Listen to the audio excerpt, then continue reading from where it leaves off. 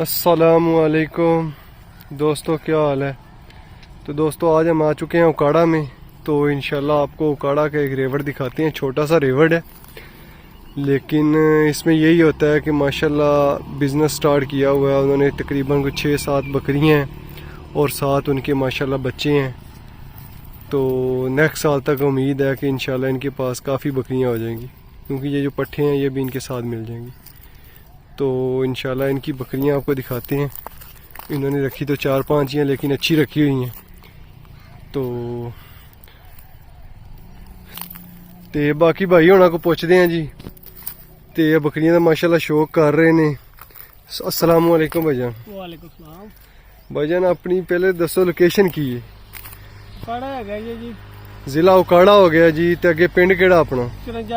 54 12। सही हो गया। किन्नी देर तो भाईजान शौक कर रहे हो बकरियां दा? कितना टाइम हो गया तुसी रखियां हुई हैं? भाई अपने को तो 12 साल हो गए। 12 साल तो कर रहे हो माशाल्लाह। सही है। तो अपनी सानू बकरियां दिखा दो जरा, फड़ फड़ के कोई एक एक करके, ताकि लोगों को थोड़ा आइडिया हो जाए कि किवें दी तुसी ब्रीड रखी हुई है।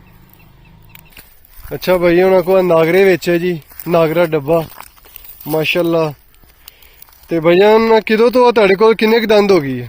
मुंह दिखाओ जरा। 12 साल दी है। अच्छा 12 साल हो गए तुहाडे कोल। सही। अगे तुहाडे कोल यानी कि इहदे बच्चे नहीं ज्यादा। सही हो गया। ते मुंह खोले जरा। यानी कि बकरी दी जी तकरीबन 12 साल दे लागे शागे उम्र पहुंच गई है। ते 8 दंद पूरे हो गए है जी। ते माशाल्लाह अडर भी चंगा है। तुहानू दिखाने हैं माशाल्लाह। देखो जी नागरे विच ते हुण थोड़ी गेज काफी ज्यादा हो गई जानवर दी, ਤਾਂ ਕਰਕੇ ਹੁਣ ਅੱਗੇ ਜਿੰਨੀ ਬਰੀਡ ਖਲੋਤੀ ਹੈ ਤਕਰੀਬਨ ਇਹਦੀ ਅੱਗੇ ਬੱਚਿਆਂ ਦੇ ਬੱਚੇ ਨੇ ਅੱਗੇ। ਚਲੋ ਜੀ ਹੁਣ ਤੇ ਇਹਦੀ ਧੀ ਦਿਖਾਉਂਦੇ ਜੀ। ਹਾਂਜੀ ਇਹਨਾਂ ਦਾ ਕੋਈ ਪਕੜ ਕੇ ਲਿਆਓ ਇਹਦੇ ਬੱਚੇ, ਯਾਨੀ ਕਿ ਜਿਹੜੀਆਂ ਬੱਕਰੀਆਂ ਅੱਗੇ ਸੂ ਗਈਆਂ ਵਾ ਇਹਦੀਆਂ।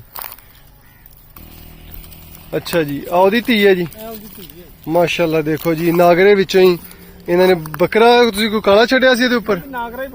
ਨਾਗਰਾ ਹੀ, ਲੇਕਿन ਬੱਚਾ ਫਿਰ ਕਿਤੇ ਚਲਾ ਗਿਆ। ਬੱਚਾ ਦੇਖ ਲਓ ਜੀ। ਫਿਰ ਤੇ ਮਾਸ਼ਾਅੱਲਾ ਸੂ ਗਈ ਹੈ। ਤੇ ਇਹਦੇ ਕਿੰਨੇ ਦੰਦ ਆ ਜੀ? ਆ ਕਿੰਨੇ ਦੰਦ? ਪੂਰੀ ਹੋ ਗਈ ਆ ਵੀ ਮਾਸ਼ਾਅੱਲਾ ਜੀ। ਆ ਉਸੇ ਦੀ ਧੀ ਹੈ ਤੇ ਆ ਵੀ 8 ਦੰਦ ਹੋ ਗਈ ਮਾਸ਼ਾਅੱਲਾ। ਤੇ ਹੋਰ ਦੇਖ ਲਓ ਦੋਸਤੋ, ਮਿਹਨਤ ਨਾ ਕਿ ਮਾਸ਼ਾਅੱਲਾ ਭਾਈ ਮਿਹਨਤ ਕਰ ਰਹੇ ਨੇ, ਖੁਦ ਚਰਾ ਰਹੇ ਨੇ। ਚਰਾਈ ਦੇ ਵਿੱਚ ਆ ਹੁੰਦਾ ਕਿ ਕੋਈ ਨੁਕਸਾਨ, ਯਾਨੀ ਕਿ ਖਰਚਾ ਕੋਈ ਨਹੀਂ ਹੁੰਦਾ। ਤੁਸੀਂ ਬੱਕਰੀਆਂ ਲੈ ਆਉਂਦੇ ਹੋ, ਸਵੇਰ ਚਾਰ ਕੇ ਸ਼ਾਮ ਨੂੰ ਵਾਪਸ ਲੈ ਜਾਂਦੇ ਹੋ। ਤੇ ਜਿਹੜਾ ਘਰ ਬਣ ਕੇ ਖਲੋਣਾ ਉਹ ਥੋੜਾ ਐਕਸਪੈਂਸਿਵ ਹੁੰਦਾ ਵਾ, ਥੋੜਾ ਆਮ ਬੰਦੇ ਦੀ ਅਪਰੋਚ ਯਾਨੀ ਕਿ ਪਹੁੰਚ ਦੇ ਵਿੱਚ ਨਹੀਂ ਹੁੰਦਾ, ਥੋੜਾ ਕੋ ਪਹੁੰਚ ਤੋਂ ਬਾਹਰ ਹੁੰਦਾ। ਦੋਸਤੋ ਆ ਫਿਰ ਉਸ ਕਾਲੀ ਬੱਕਰੀ ਦੀ ਬੱਚੀ ਹੈ ਮਾਸ਼ਾਅੱਲਾ। ਇਹਦੀ ਮਾਸ਼ਾਅੱਲਾ ਹਾਈਟ ਵੀ ਅੱਛੀ ਹੈ। ਤੇ ਇਹਨੂੰ ਕ੍ਰਾਸ ਕਰਾਤਾ ਜੀ? ਨਹੀਂ ਅਜੇ ਨਹੀਂ ਕਰਾਇਆ। ਤੇ ਆ ਕਿੰਨੇ ਦੰਦ ਦਾ ਮੂੰਹ ਪਕੜੇ? दोंदी होगी। हाँ दोंदी हो गई। हाँ दोस्तों दोंदी हो गई है माशाल्लाह। तो अच्छी हाइट है। क्रॉस कराता जी? अजय नहीं कराया। सही है दोस्तों, क्रॉस नहीं कराया। बस दोस्तों दसने का मकसद आ ये है कि देख लो माशाल्लाह भाई ने विच भेडू भी रखे ने, बकरियां भी हैं, बच्चे भी ने माशाल्लाह। ते अपना शौक कर रहे ने।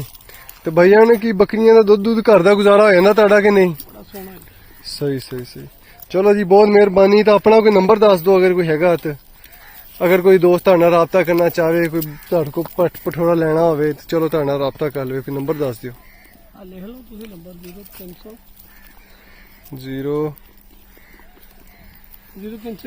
0301 280 3136। चलो जी बहुत मेहरबानी। तो चलो कोई दोस्त तुहाडे नाल राबता करनगे तो तुसीं उन्हां नाल फिर शफकत करिया जी माशाल्लाह। तुहाडा बड़ा यानी कि खुशी हुई, तुसीं छोटे तो स्टार्ट कीता है माशाल्लाह। अल्लाह ताला मजीद बरकतां पावे।